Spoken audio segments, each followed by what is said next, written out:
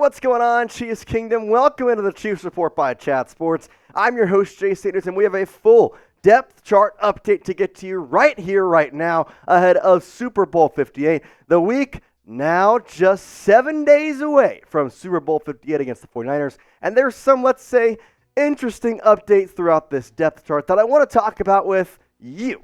So let's get right into it here with the obvious, the easiest, the most likely, and the one that's not going to be changed. Patrick Mahomes, Blaine Gabbert, and Chris Oludukun is your Chiefs quarterback depth chart in Super Bowl 58. Not surprised by any of this. Oludukun will be the emergency QB. Gabbert did appear on the injury report a couple of times, which was a little interesting, but overall, if you get to Blaine Gabbert, well, then guess what? You've already gone too far. So hopefully Mahomes will be safe and protected throughout the entire game, and hopefully he can get that third ring to quote-unquote reach GOAT status, if people want to call that. But I kind of think he already is. And if you think that Patrick Mahomes is the GOAT QB, well then do me a favor. Go down and like the video. If you trust in Mahomes, you believe that he is the best quarterback in the National Football League, well then go down there and hit that like button. It takes 2 seconds, and it shows how loud and proud Chiefs Kingdom is. Let's go into the running backs here with Isiah Pacheco leading us off. Pop, as we call him. I'm telling you, I'm hoping he's going to have a huge game against the Niners defense. But you have behind him Clyde Edwards-Helaire, who first-round talent, number 32 overall pick from the LSU Tigers, and dude was really good in that 2019 team. LaMichael Pirine brings up the rear as obviously Jerick McKinnon, hurt with that groin injury, unfortunately not being able to play, put on season-ending IR earlier in the year. And the thing with Pacheco here is against the 49ers defense that did not look good against a Lions run game, who I will admit is very good. David Montgomery, Jahmyr Gibbs, probably the best 1-2 combo in the National Football League. But I think Pop can hold his own. 182 yards, though, is what the Lions got. I think the Chiefs, if you have Mahomes, you have Pacheco, and honestly, I trust Clyde. I know that it's kind of one of those of, well, we're going to trade him, what's going to happen with him, we're going to sign him back this offseason. He's proved his worth as an RB2. I think he's done really good. I honestly really love the RB scheme of having Pacheco, McKinnon, and CEH. Now, will that stay for next year? I don't know. But I do know one thing. Pacheco is a key point into the Chiefs winning pretty much every single game this season. You look at his 15-plus carry games and his less than 15 carry games. There's an obvious difference here. Now, obviously, less of a service size in terms of these two, but still, a less than 500 record when he has less than 15 carries. When he gets 15-plus, Chiefs are 10-2 this year. He's had 15-plus in every playoff game. I'm telling you, you got to give him the ball. And I know that a lot of people are saying, oh, well, I don't exactly know how we keep pushing him. It's the Super Bowl now. There's no pushing. It's you play to the best of your ability. If that is running the ball, run the dang ball, Bert. Let's go into the wide receivers here with Rashee Rice being a wide receiver at number 1.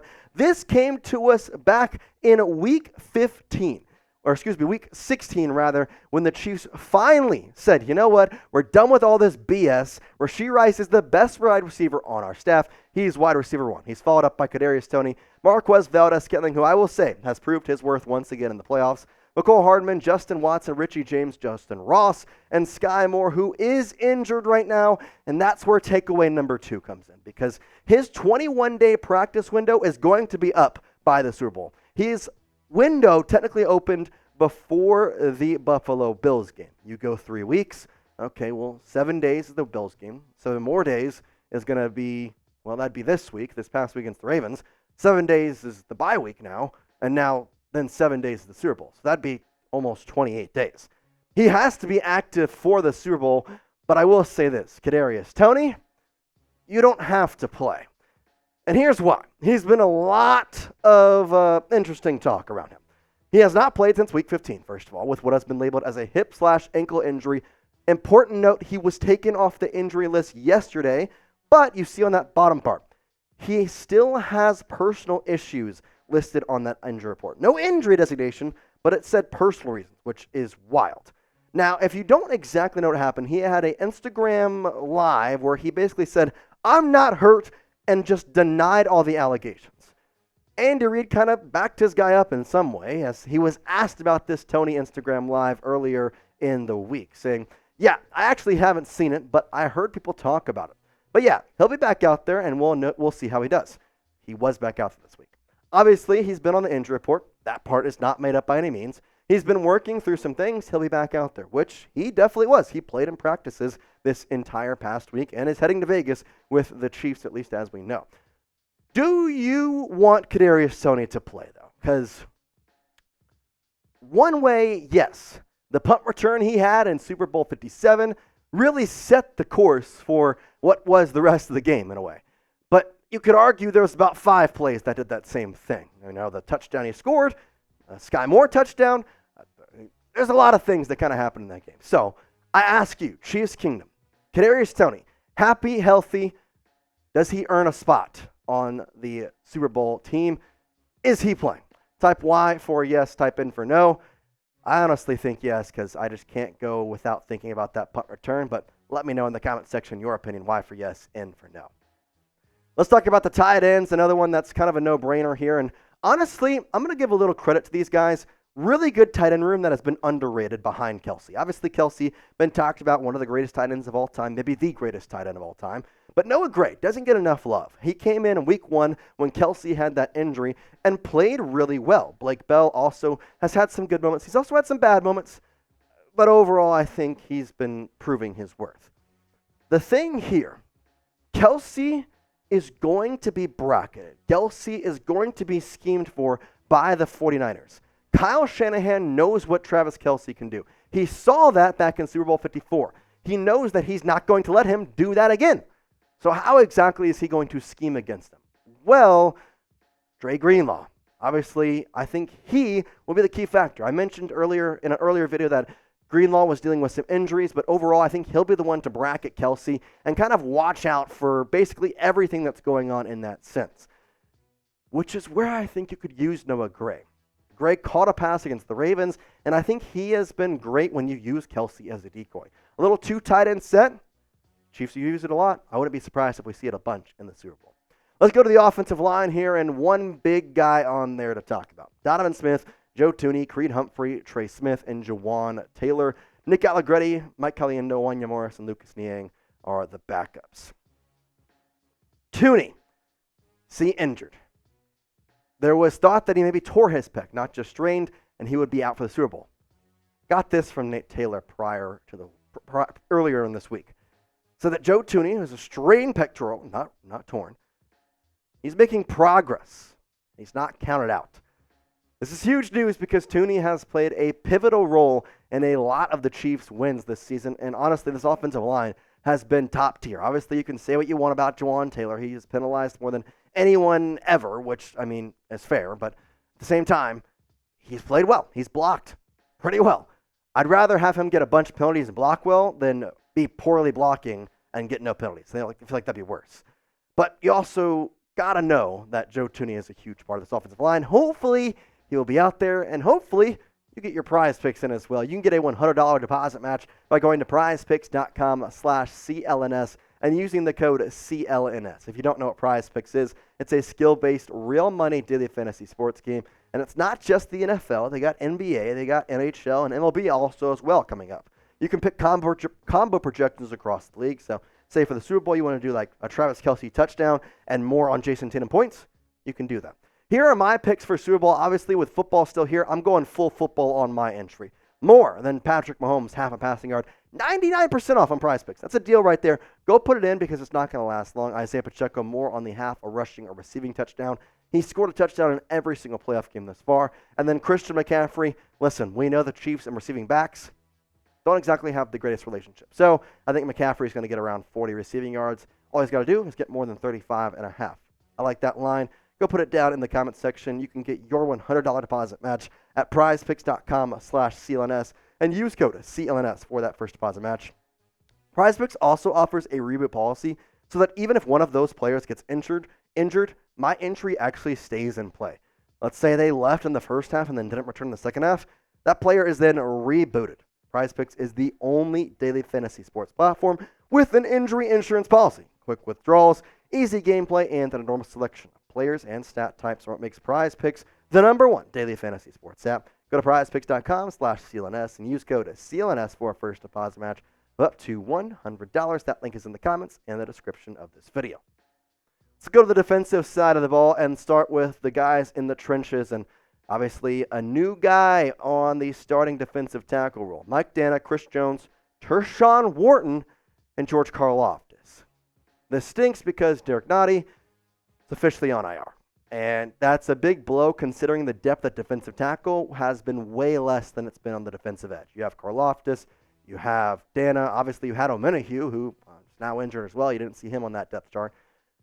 Felix and Anudike-Uzomah could come up big. It's just wow. Now, they did make a correlating move with this because obviously you put somebody on IR, you can grab somebody off their practice squad. So they signed Darius Harris to the active roster after placing Mr. Nottie on injured reserve.